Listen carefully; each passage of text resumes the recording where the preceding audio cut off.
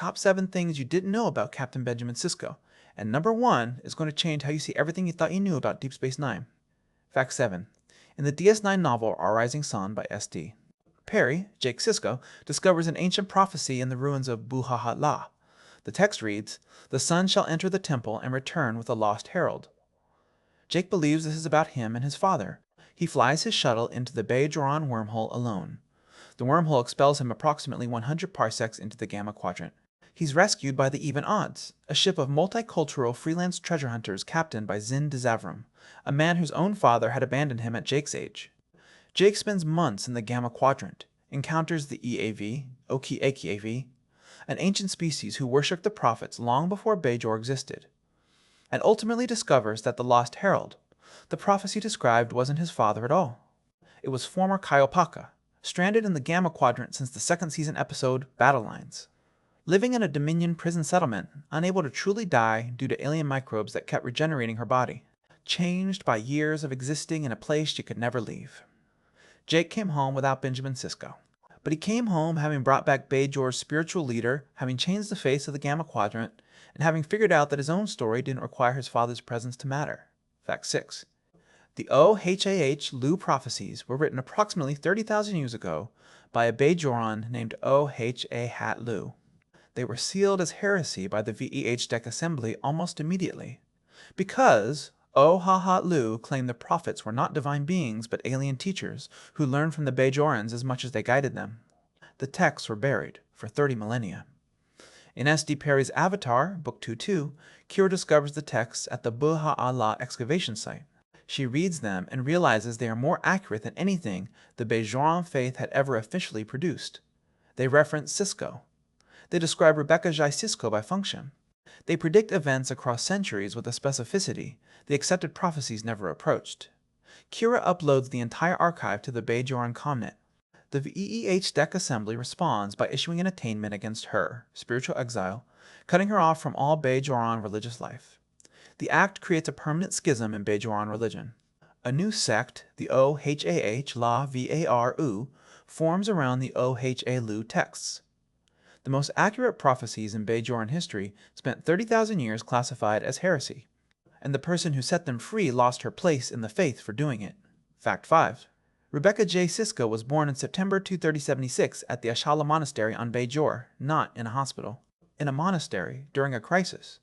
Bajoran monks had been possessed by alien neural parasites and were holding Cassidy Yates Sisko hostage when the labor began. Benjamin Sisko returned from the Celestial Temple in time for the birth.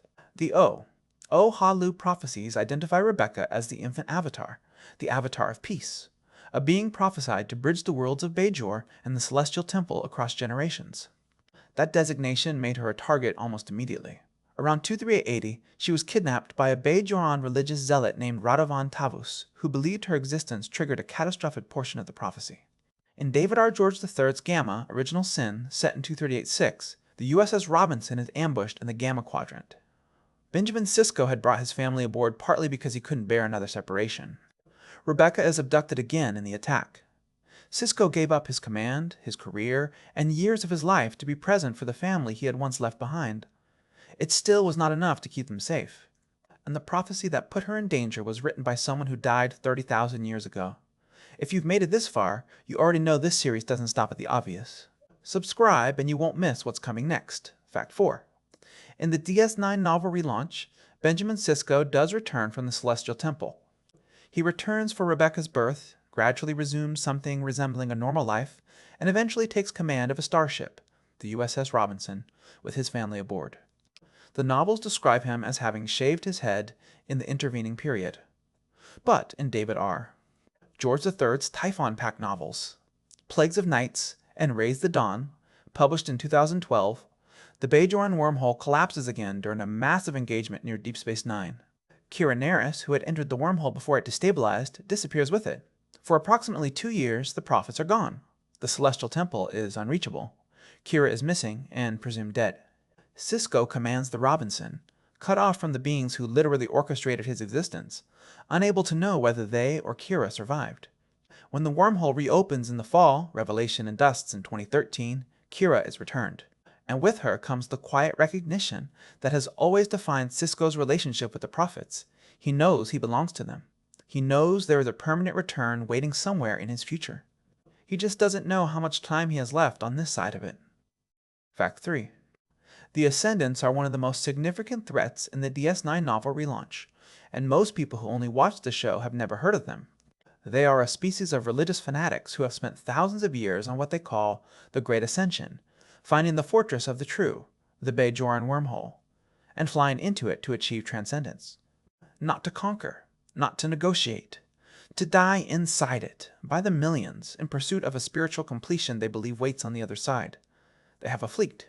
They have been searching for longer than Bajor has had a written language.